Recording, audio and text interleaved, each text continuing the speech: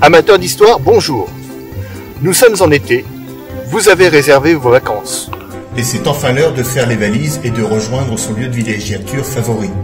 Mais avant d'arriver à destination, se dressent régulièrement sur votre chemin des panneaux routiers.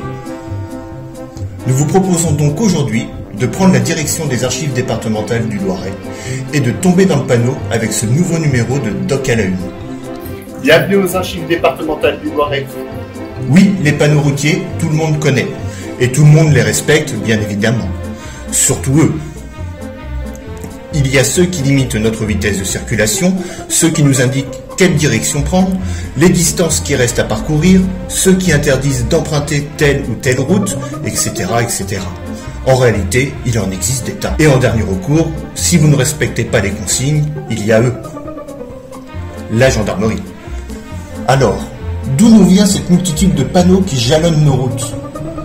C'est sous le Second Empire et par une circulaire de 1835 que commence l'installation des bornes normées, qui constituent alors la signalisation dite de jalonnement et qui permettent de se repérer sur les routes. Elle est complétée dans le même temps par celle dite directionnelle, qui indique les directions qu'il faut prendre, ou encore le nom des communes, dans laquelle un individu, le plus souvent à cheval, pénètre.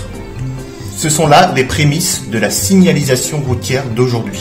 Puis le temps passe et arrive la fin du 19e siècle.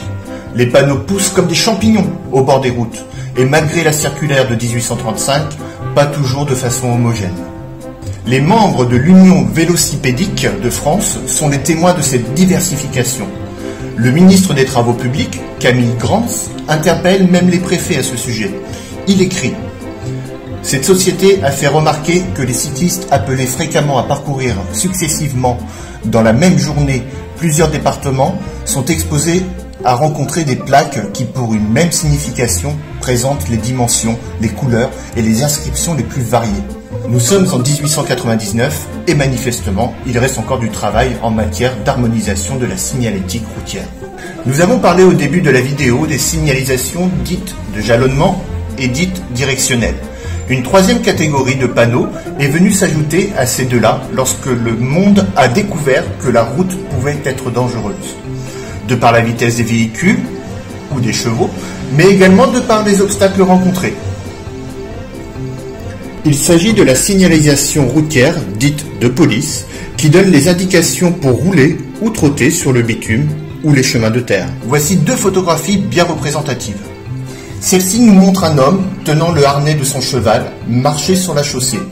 Nous sommes au début du XXe siècle, à Château-Renard, et attention, si on regarde de plus près, il n'avait pas le droit de dépasser la vitesse folle de 12 km/h. Fort heureusement, il n'avait qu'un cheval sous le capot. Et celle-là nous montre que pour traverser le pont de Jargeau, il ne fallait ni trotter, ni fumer. Nous arrivons à la fin de cette vidéo. Si vous voulez encore un peu plus tomber dans le panneau, nous vous invitons bien sûr à venir regarder attentivement la vitrine située à l'entrée des archives. Bonnes vacances et bonne route à tous.